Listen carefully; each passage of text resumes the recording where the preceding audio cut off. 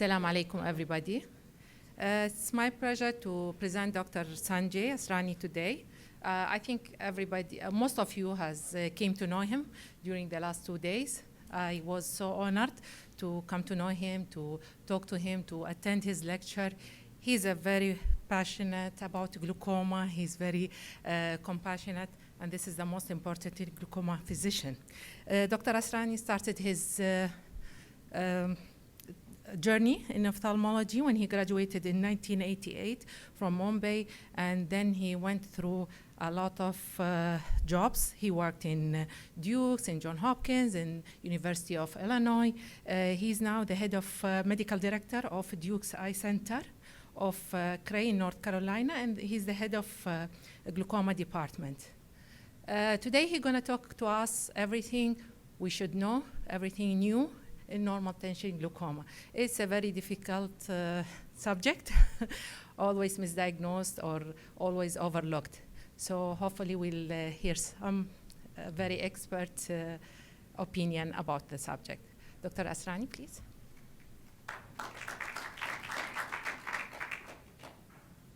Okay. Well, good afternoon. I first would like to thank you for your kind introduction and for the kindness and hospitality that all of you have shown for the last few days and my stay here. It's excellent. I'm just very, very humbled by it. I'd like to share my thoughts about normal pressure glaucoma and the diagnosis as well as the management. What I found was that most of my patients were ending up to be normal pressure glaucoma rather than the regular primary open angle glaucoma or secondary glaucoma. And that was most likely because when the pressure is high, everyone knows what to do. You lower it. But when the pressure is 10 and the patient has glaucoma, and severe glaucoma that too, how do you manage that? What do you do? Do you just keep going lower? And if so, how low do you need to go? So, because of that, most normal tension glaucoma patients were the ones left over in my clinic, whereas the ones with a high pressure glaucoma got treated and I told them a target pressure, and then they are back with their physicians and they are being managed reasonably well. So, I realized that there is something about normal pressure glaucoma that we need to know much more than what is already known. So, normal pressure glaucoma is a result of imbalance of 3 or possibly more factors: pressure fluctuations of the eye, more than 3 in the normal range, which is a hallmark of normal pressure glaucoma. They will come in one day with a pressure of 10, and another day they'll come in with a pressure of 19, and then again with a pressure of 12, and then 17. This intra-normal range variation is very high for normal pressure glaucoma. They have low diastolic blood pressure. They will say, we ask, what is your blood pressure? Oh, it's 130 over 65. Their pulse pressure is wide and their diastolic blood pressure is low. And to keep their systolic blood pressure lower, the medical doctors keep adding more and more antihypertensive medicines. And that results in their diastolic falling below 70. They have low CSF pressure. And that is based on another parameter, which I'll discuss later. And of course, provided a correct diagnosis is made, like you said, it's many times either overlooked or underdiagnosed. These are the patients who will come to you with advanced stages of normal tension glaucoma because they've been missed. The reason is, oh, pressure was normal. I went and got myself checked for glaucoma. Pressure was normal. Now, how do you just say the pressure was normal and there is no glaucoma? Because there is this real entity of normal pressure glaucoma. It is a diagnosis of exclusion. we have to rule out masqueraders. But how do you just rule out all the masqueraders? You have to know certain features of normal pressure glaucoma. And that I'm going to share with you. Masqueraders include abnormalities in visual fields and or the optic nerves in the presence of normal pressures.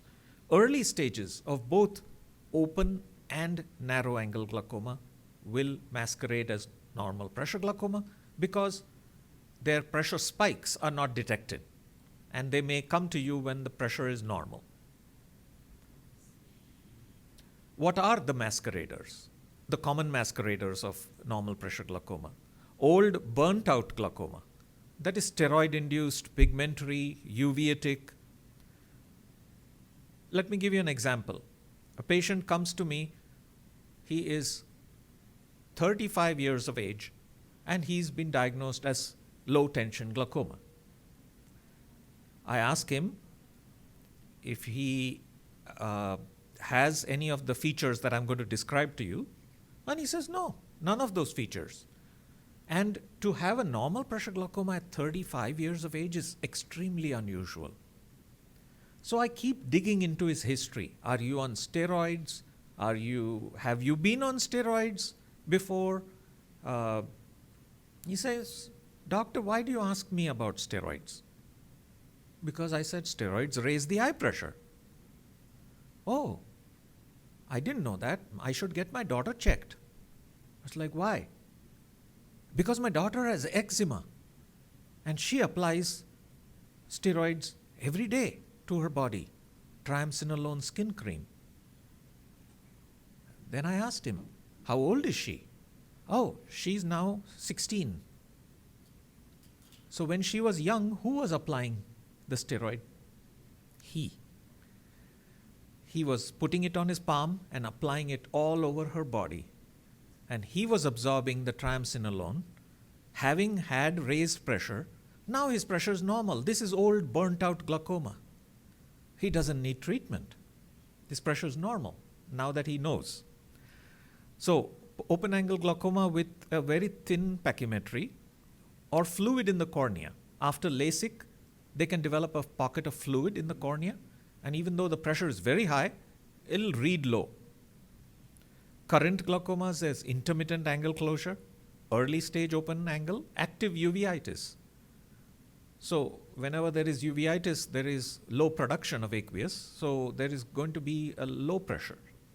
And chronic angle closure, sometimes you can get low pressure glaucoma. These are the unusual suspects. Vitamin B12 deficiency.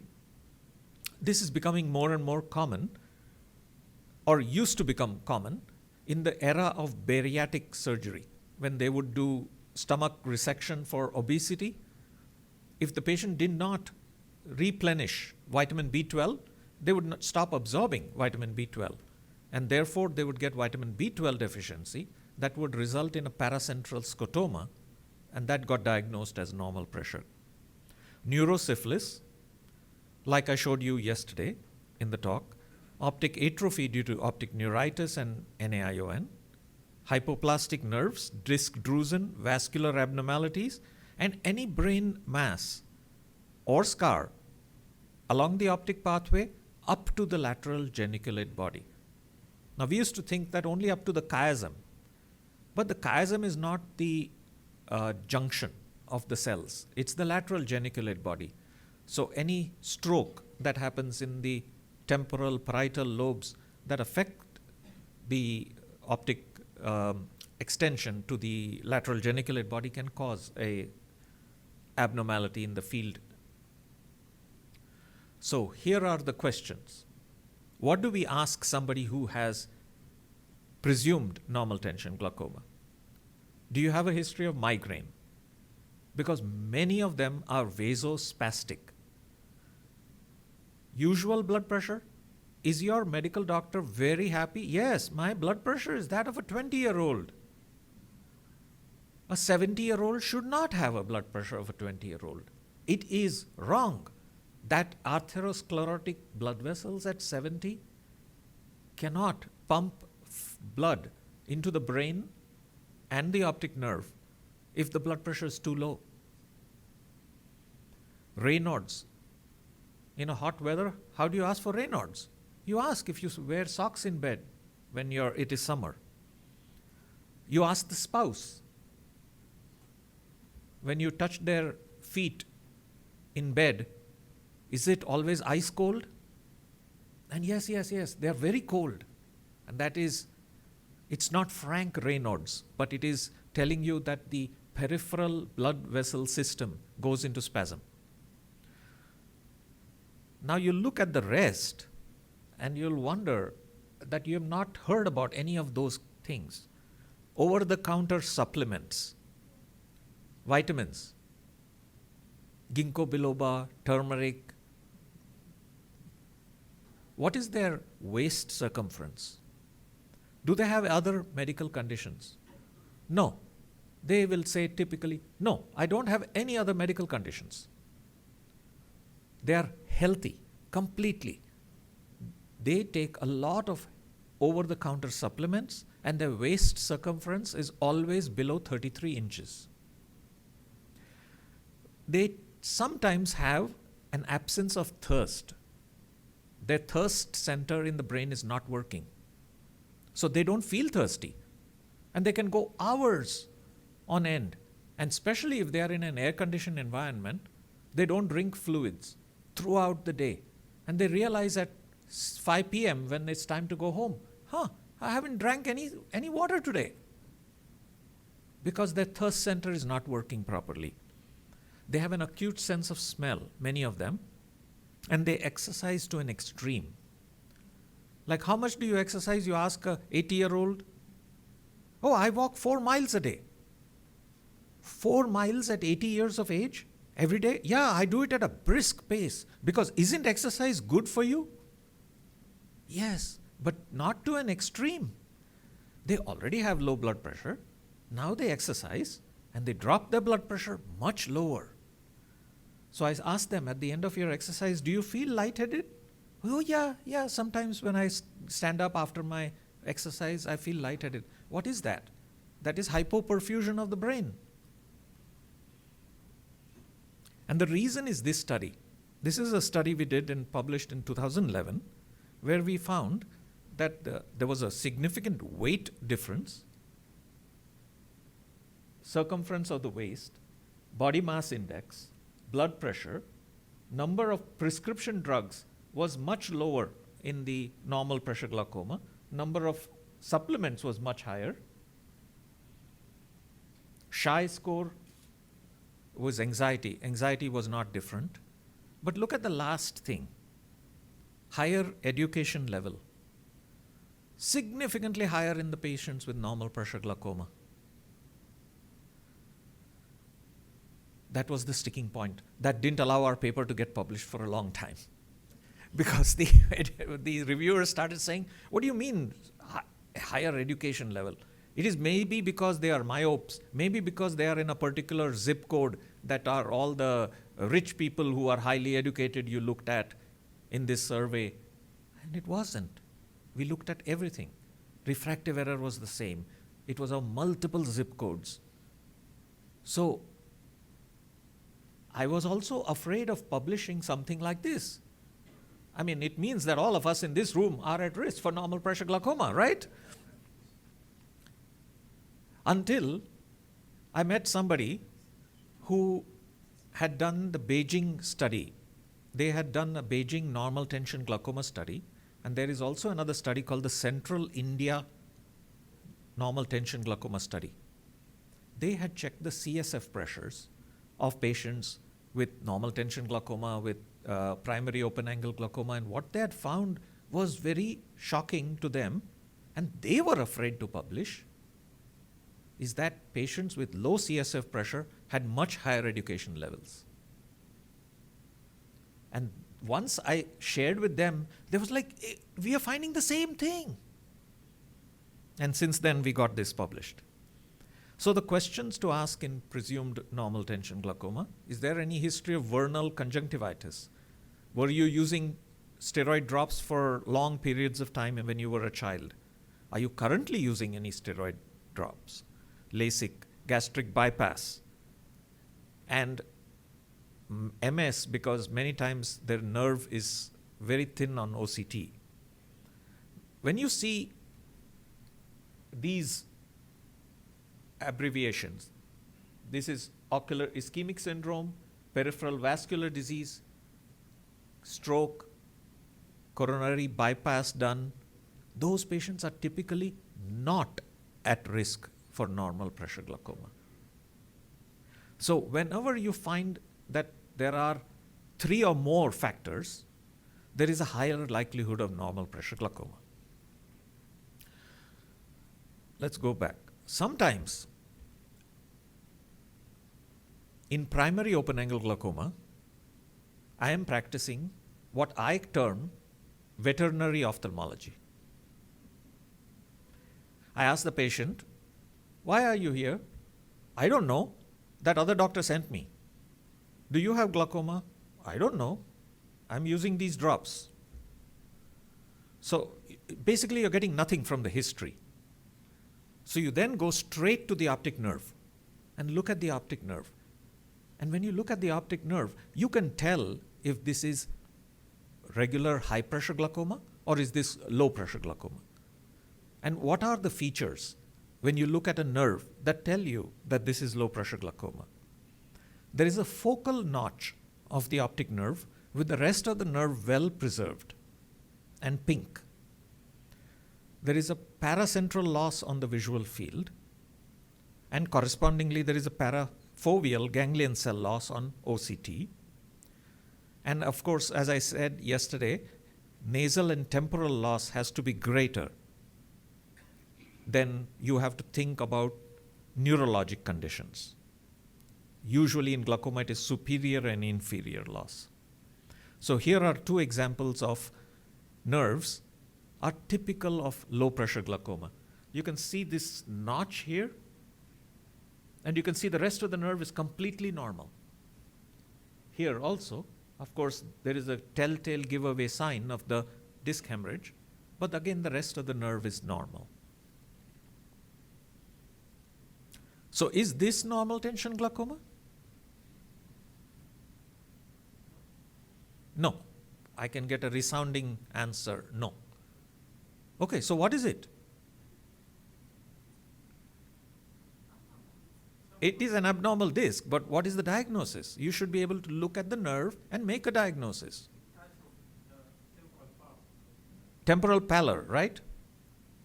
But there is something else. You see these blood vessels? That's not normal.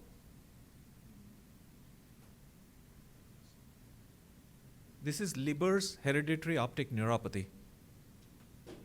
Whenever you see these small curlicue vessel changes next to the disc, and you'll see this in carriers.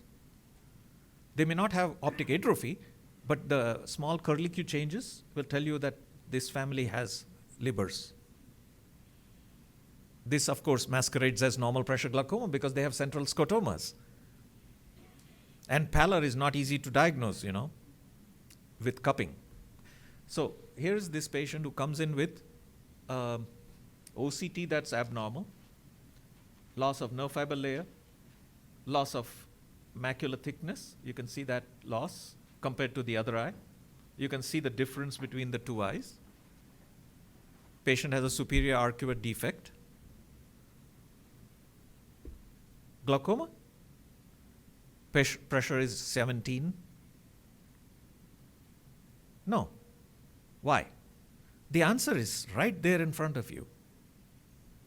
It's here. That same picture, you can see right here. It's a branch retinal artery occlusion. Looks exactly like glaucoma. And you can see that right here, luckily. This is a 42-year-old monocular patient like I showed you yesterday who had the optic disc hypoplasia with the multiple spoke-like blood vessels coming out from the disc. And this patient, a 77-year-old who comes in saying, I cannot see anything in the dark and I'm going blind by the day. comes in for fourth opinion for advanced normal pressure glaucoma, normal MRI, normal neuro-ophthalmic examination. Severe loss, both nerve fiber layer, ganglion cell layer, everything is lost. Severe visual field loss, bilateral double arcuate scotomas. Patients with glaucoma do not complain about going blind by the day. This is something else. The answer is in the OCT. What is the answer? I think somebody said it. This is CAR, cancer-associated retinopathy. You can see that there is no photoreceptors. Only cones are there, rods are gone. This patient luckily got diagnosed with cancer, got treatment for cancer because of this presentation in the eye. Patient did not even know they had cancer. Okay, last example. This is a patient who comes in, and this is quite interesting.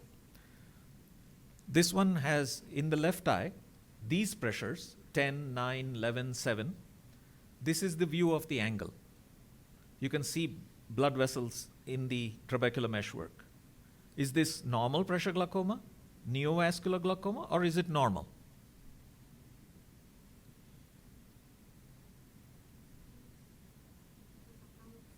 Fuchs heterochromia? No, that's because you're seeing something, but you are calling it something different. But you're right, you're seeing something. Sorry? Ischemic. Yes, it is ischemic. So is this what? NVG, correct? Because blood vessels are not supposed to be there in the trabecular meshwork. So this is NVG, but if the NVG, why is the pressure normal? Ocular ischemic syndrome. So if it's ocular ischemic syndrome, why am I showing you the patient's face?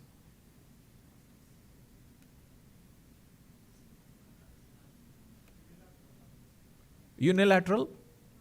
Arcus, exactly. You're the first audience in a very long time that has picked this up.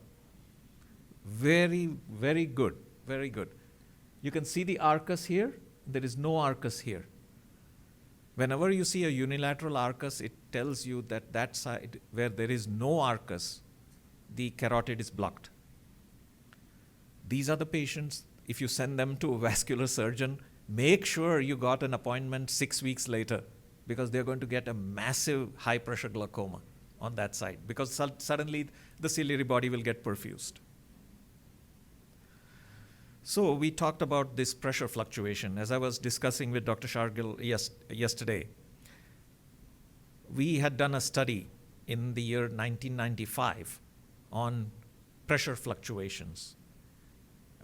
We looked at those patients who were progressing and those who were not. Those who were not progressing had pressures in the home range, were always very tight, their home diurnal curves. Those who were progressing had very wide diurnal curves. You can see the mean IOP in this group is higher than the mean IOP here. But these were the eyes that were not progressing. And what was the difference between these two groups? Mind you, all the pressures are below 20. So the pressures had been brought down to 20 in open-angle glaucoma. And over 10 years, we tried to see who had progressed and who hadn't progressed. And this was the difference. If the eye had a diurnal range of 5.5 millimeters of mercury, the eye was 6 times more likely to progress compared to a diurnal range of 3 millimeters of mercury. And this is after adjusting for all well-known risk factors for glaucoma, including level of pressure in the office and everything else. So having fluctuation of intraocular pressure is 6 times more important. And then subsequently, other studies like the AGES study, they also found the same kind of result. That is, this relationship where patients with a standard deviation of more than 3 progressed over 10 years. Less than 3 remained stable.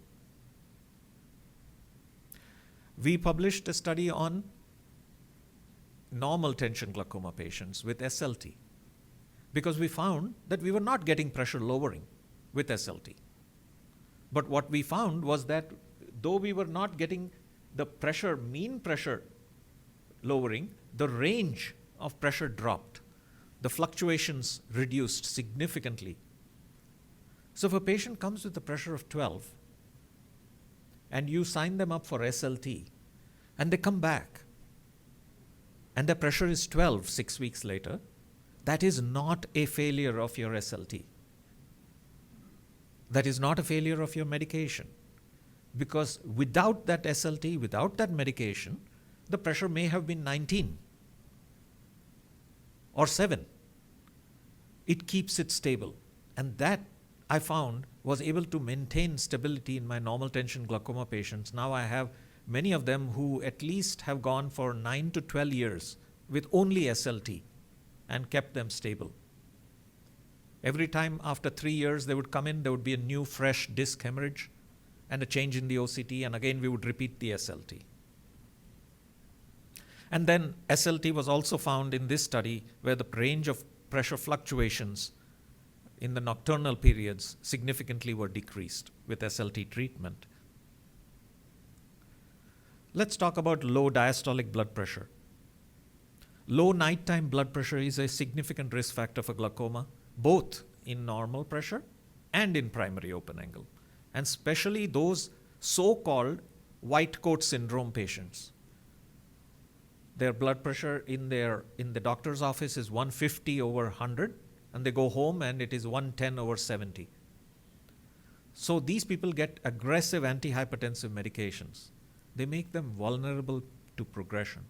It's not only just glaucoma progression that I'm worried about when they get excessive hypertensive treatment, but also a major risk of falls. Because they are lightheaded, they stand up and then they fall down. They get a syncope. Then they get worked up for a brain mass, a brain tumor, a CT scan, an MRI, and all that it is because somebody is aggressively treating their hypertension. Look at this slide. This is a summary of various population studies of glaucoma. If the diastolic perfusion pressure, low diastolic perfusion pressure below 55 is a major risk factor for glaucoma. If it is below 55, the prevalence and incidence went up between 3 to 6 fold. And these are thousands of patients. So what is low diastolic ocular perfusion pressure? It's very easy to calculate. Diastolic blood pressure minus intraocular pressure. So if the diastolic blood pressure is 70 or below, the intraocular pressure needs to be 15 or below to achieve 55 or greater. So that is why you'll see my recommendations for normal tension glaucoma later. What about the treatment? What drops do we have? How do they affect? Latanoprost produces fairly uniform pressure reduction over 24 hours. Timolol is as effective as latanoprost during the day, but not so effective at night because we know that beta blockers don't work very well at night. Dorzolamide is actually as effective as latanoprost during the night. And brimonidine, unfortunately, is less effective than both timolol and dorzolamide. Brimonidine is derived from what medicine? It is derived from a tablet that is a very potent antihypertensive drug, clonidine. That's how brimonidine comes. In Central Asia, brimonidine is sold as clonidine eye drops. It is a very potent antihypertensive or blood pressure lowering medication. So that drug I usually am starting last in my low pressure glaucoma patients. Latanoprost and dorzolamide increased that diastolic perfusion pressure because they don't affect blood pressure, Timolol DOP was also unchanged. Brimonidine unfortunately caused significant reduction of DOP. And look at the findings of this, what is called the early manifest glaucoma treatment trial. Lower systolic blood pressure was predictive of progression in eyes with low baseline IOP. If the blood pressure was greater than 160 systolic, then the eye was 50% less likely to progress. And cardiovascular disease history, the patient was 3 times more likely to progress if the patients had high baseline IOP. Last factor, CSF. This was a study conducted by one of my residents, John Burdall, who went and reviewed all the Mayo Clinic data and found that if the patients had low pressure glaucoma, they were having very low CSF pressure. Patients with ocular hypertension actually had the highest CSF pressure. And then this is another study that correlated body mass index with CSF pressure. The body mass index was linearly correlated. The fatter the person is, the higher the CSF pressure. Okay? Keep that in mind, because I'm going to come back to that. And before I come back to that, I'm going to talk to you about the target range. So the target range that I recommend is based on the Canadian Society guidelines. My close friend Karim Damji was there and he created this. For advanced glaucoma, he said target range low teens, and I added least fluctuation tolerance, moderate, mid-teens. This is an easy formula to remember in your head. Mild glaucoma, high teens, acceptable fluctuation less than 5. So, what do we do for normal pressure glaucoma? Lowering IOP, at least to 15 or below, is vital. And controlling fluctuations is also vital.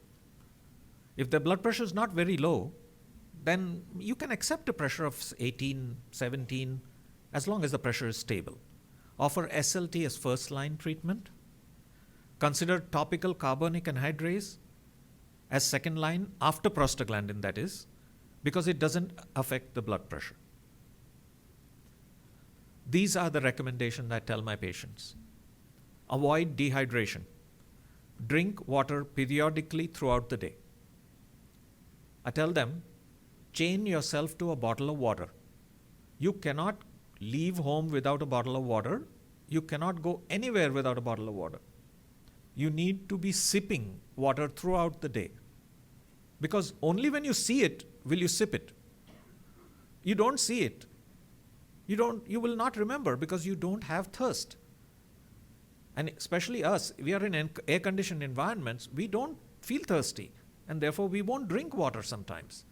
So they'll see it, they'll sip it. And I emphasize sipping. Oh, I drink 2 gallons, 3 gallons of water a day. No, I don't want a water drinking test every time. I don't want them to drink a lot of water. I just want them to stay hydrated. Moderate increase in salt intake because the blood pressure is very low. Usually the spouse has very high blood pressure. So what happens is that naturally, I'm not adding any salt to the cooking. But your blood pressure is very low. You need to add the salt. Reduce exercise intensity.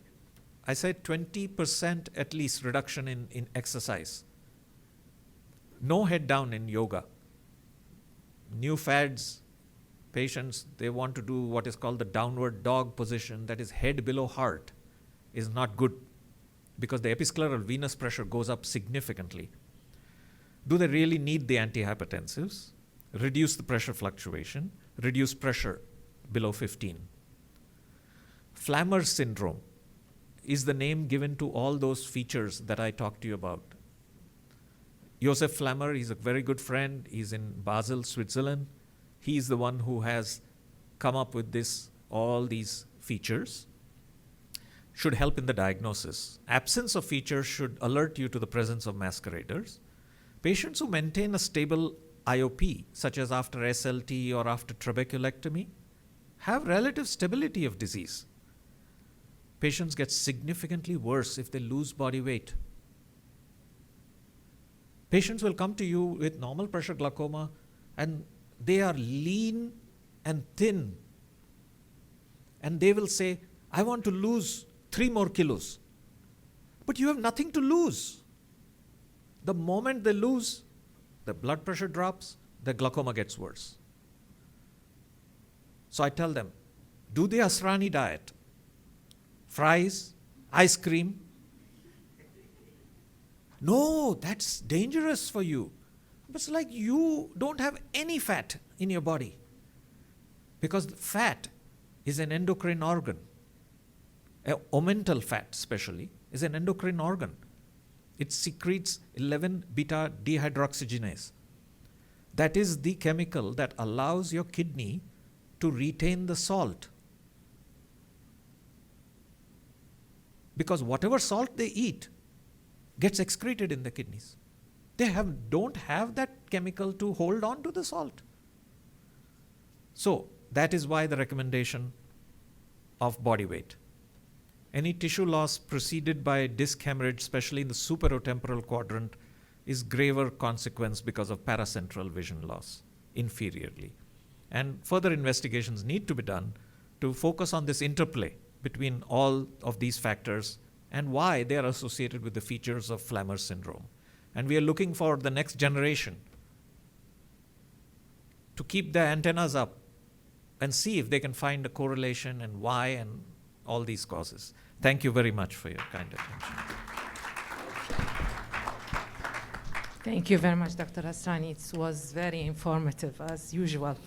So, can I ask you a few questions? So, about the baric surgery, because many of our patients with primary open-angle glaucoma, high pressure, after weight loss, they go into a lower intraocular pressure.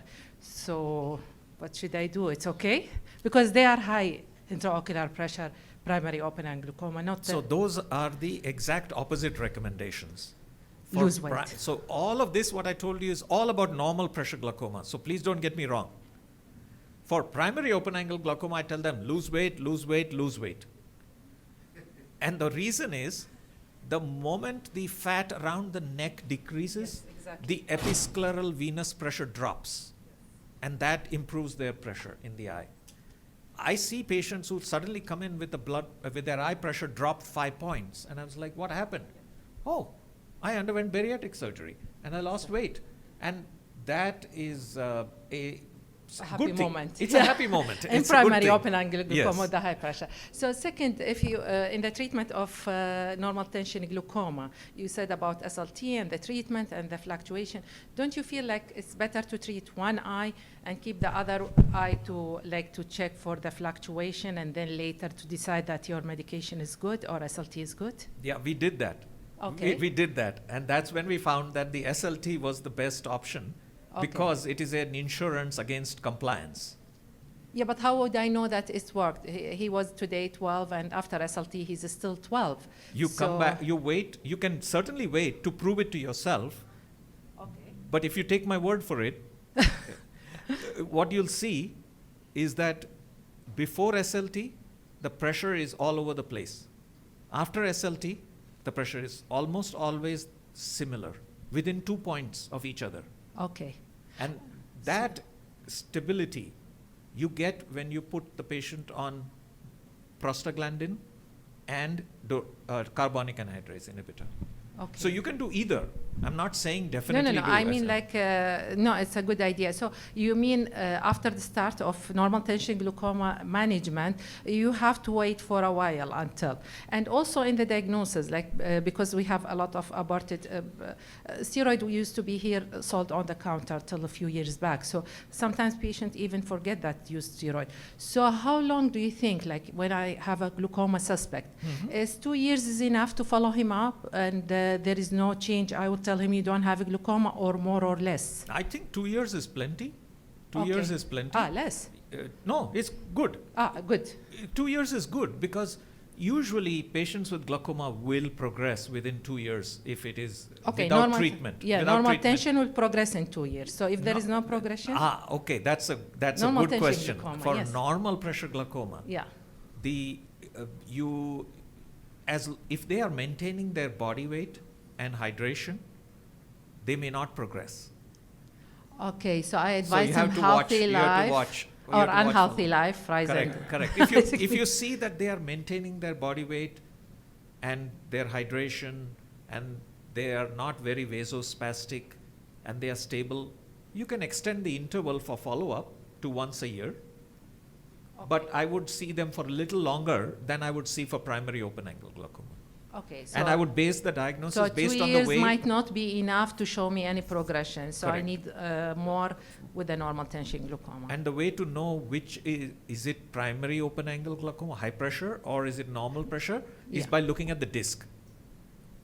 Yeah, By if looking I at have the disc, notching if and you have that notch yeah. and the rest of the disc is completely normal, then that should clue you that this is a normal pressure.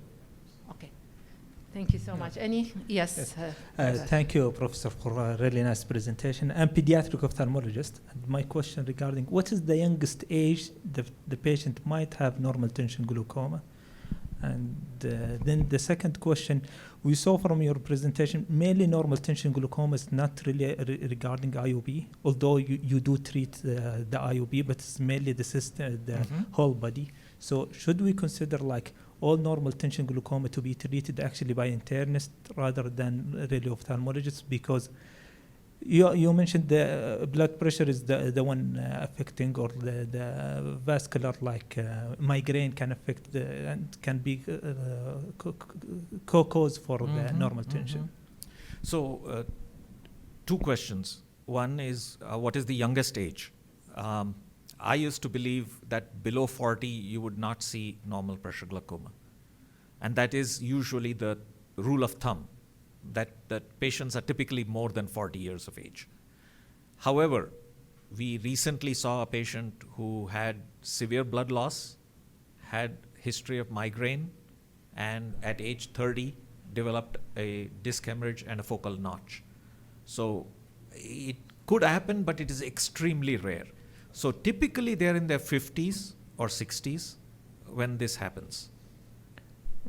If I can comment regarding this, then why are we calling this glaucoma? Like the patient lost blood. Yes. So this is typical ischemia. Yes. As you saw, I did not venture into the biggest controversy. Is this pressure related or is this ischemia related? Because that controversy has not been solved yet. I look at it this way. The perfusion of the optic nerve will improve the lower the pressure and the stable the pressure I get. That's how I look at it. Yes. So to answer your second question, which is, should we send these patients to an internist because it's more of a systemic condition? That would be not recommended. The reason being the internist only has a hammer. Okay? For them, everything looks like a nail.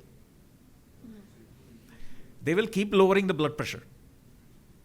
Blood pressure 128? No. American Heart Association says 120 is the maximum you should have. Really? For an 80-year-old? Pharma companies also play a role, for sure. But what I'm trying to say is their goal is to keep the blood pressure down. They are afraid of strokes, myocardial infarctions, and things like that. And usually, I'm telling them the exact opposite of what the internist is telling them. So I try to, and unfortunately, internal medicine literature does not know anything about this low blood pressure literature. To give you an example, I got included onto a advisory board for the planning of a stroke study. Dementia study. I also got a little dementia now. Dementia study. They were looking at what is the cause of dementia. Blood pressure, raised blood pressure, or Alzheimer's, or whatever. So they were looking at vascular dementia and things like that. And I'm like, you need to look at low blood pressure. They're saying, what? No, we've never heard that. Low blood pressure doesn't cause dementia at all. I said, please include it. Check those patients who have very low blood pressure also. And sure enough, they found it. And now it's in literature that low perfusion to the optic nerve and the brain has a higher chance of dementia. By the way, what I have seen is that many of my low pressure glaucoma patients, what do they die of? Nothing. They don't die. You'll die, but they won't die because they are very healthy. But what they get in their old age is dementia, memory issues. Because whatever is happening in the optic nerve, that small blood clot that you see, is happening in the brain too. These are small vascular microinfarctions. You're absolutely right. It's an ischemia problem, but it is due to low perfusion. Thank you. Thank you very much. Fantastic lecture. I remember Dr. Joseph Flemmer when he came here about 15 or maybe 20 years ago. And it struck me that he talked about this low sensation of thirst. And he mentioned something about endothelin levels. Mm-hmm. I don't remember if they were high or low, but something about dysregulation. Mm-hmm. So my question, and he mentioned something about a capillary, test that you do on the capillaries to see Nail whether the fold, perfusion, yeah. it's good. So is it? Please tell us more about this. If you, I'm sure you know. And is there a biologic test that we can do to let measure the endothelins and see if this patient is at risk or not risk or something like that? First of all, you have an excellent memory to remember all these details from 15 years ago. That's excellent. He was fantastic, just like you are, honestly. Things like what you have said today, a lot of pearls, actually. I will revisit your lecture several times. Thank you. But endothelin is in excess in many of these normal pressure glaucoma patients, which is why they are vasospastic, which is why they have migraines, which is why they have Raynaud's. They basically constrict their smaller blood vessels. And our goal is to provide them nitric oxide, more and more nitric oxide, because it is the opposite antidote to endothelin. It allows blood vessel dilation. And that's why these new drugs that are being developed are focusing on nitric oxide, like Rho kinase inhibitors or latanoprostene bunode. They're all focusing on delivering more nitric oxide to the optic nerve. By history, you can make out that the patient has more endothelin or not by, like vasospasm or not. So you can also do a formal test by putting the nail folds or fingers in a bowl of cold water and seeing how blanched they get and how cold and blue they get. But you don't have to. You can just make this diagnosis.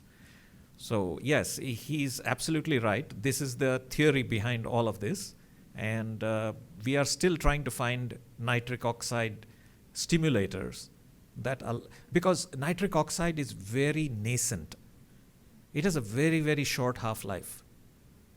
So how do you give it from the outside all the time?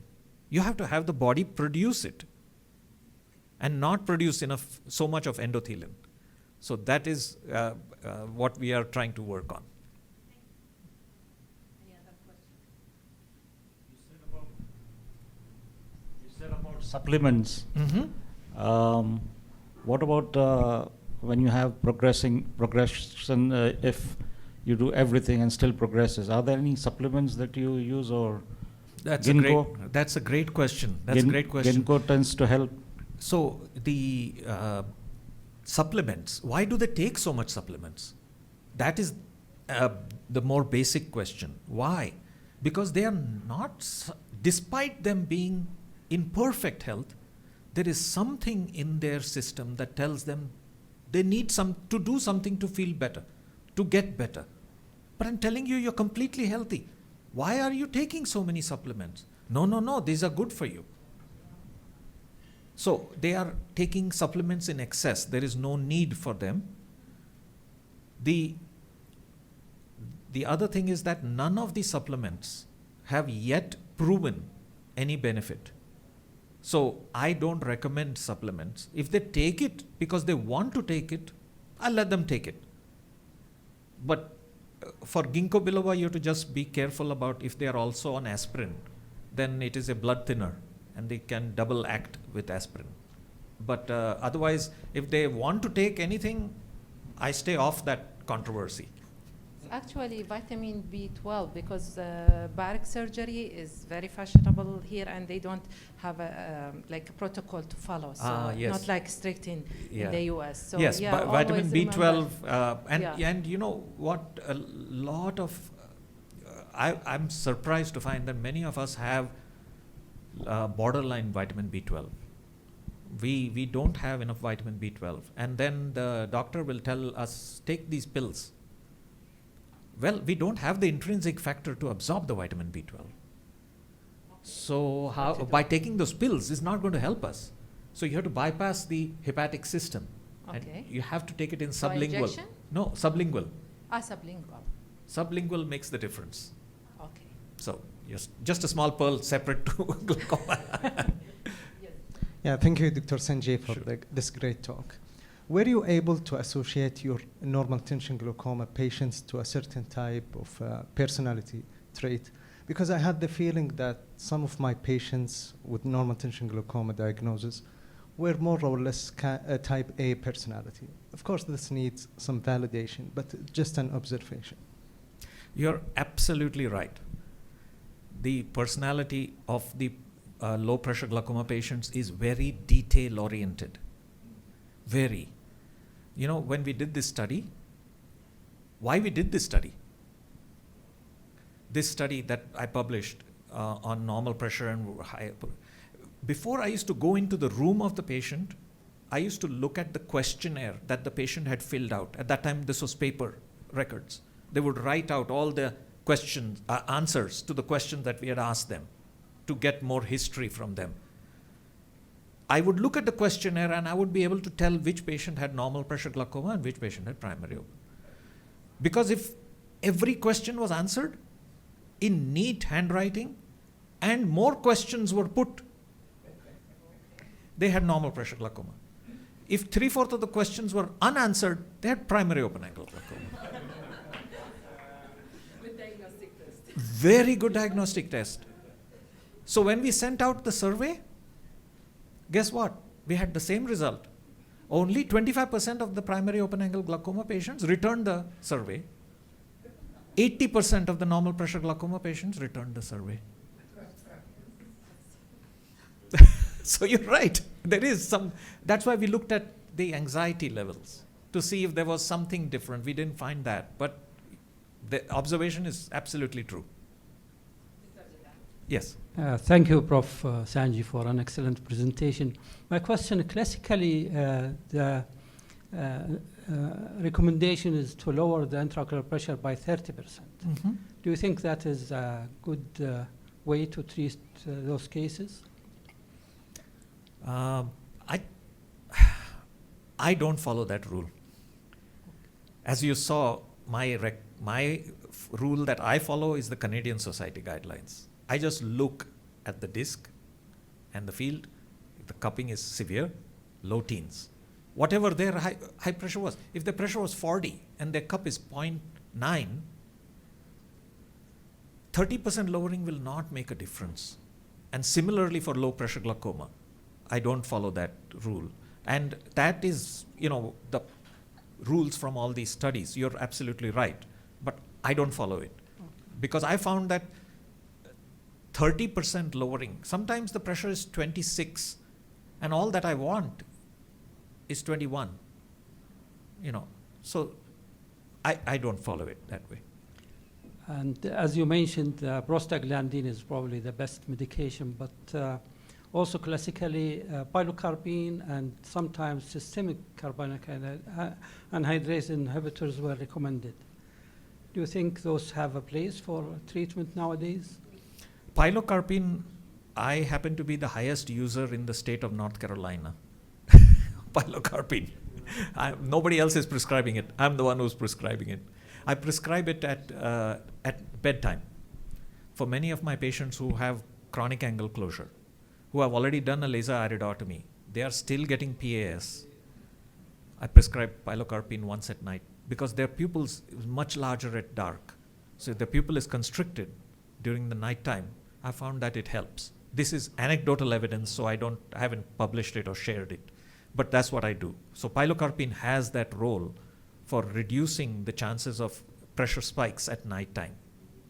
And regarding Diamox, I mean, for high pressure glaucoma, yes, but for low pressure glaucoma, I'd rather not use it because it's a fairly good diuretic.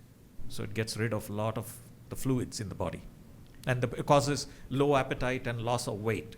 So I don't want to use it. Okay, last question. Did you see patients who underwent major blood loss, like car accidents and something like major surgery, and then they present like normal tension glaucoma patients, and luckily this group, they don't progress as...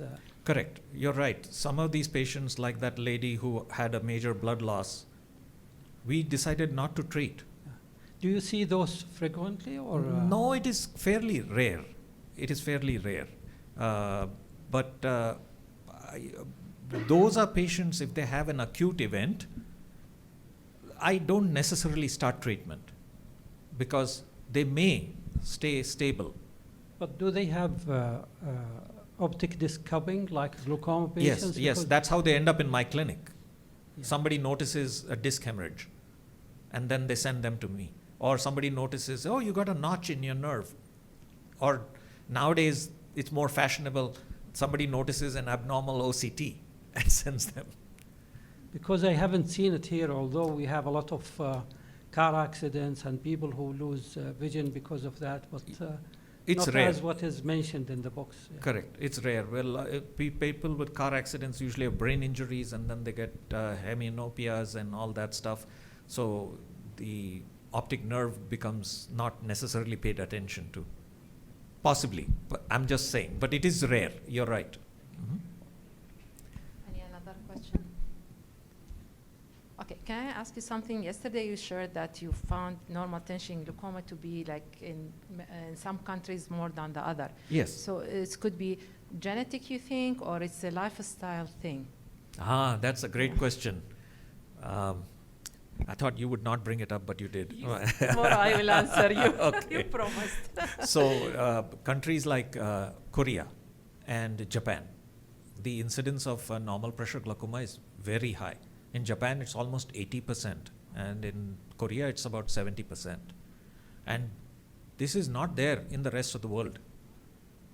This high incidence of glaucoma, of this normal pressure kind. Now, I don't know if it is lifestyle related or genetic. Okay. I do see features of lifestyle, like Japanese constantly drink matcha tea, hot water tea, 6 times a day. So it's bad? No, it's not bad. They're staying hydrated. Yeah. But that means there is a need for that. Okay, so they dehydrated, so that's why you have a higher In output. fact, Yes. their earthquake response system is connected to an electric kettle. You won't believe this.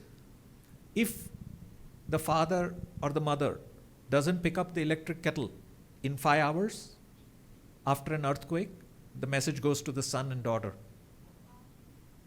Because that's the frequency with which it's so regular. They're also very slim and trim. They got no fat. Okay, so healthy life Healthy life. is bad. So I don't know if that is connected, Okay. but I'm sure there is some genetic component So that we should be haven't studied, figured yeah. out yet. Should be studied. Yes, it's a very interesting subject and a lot of questions. And that's why I We said we need have the and next so- generation to Yeah, figure to this out. research it. Yes, please.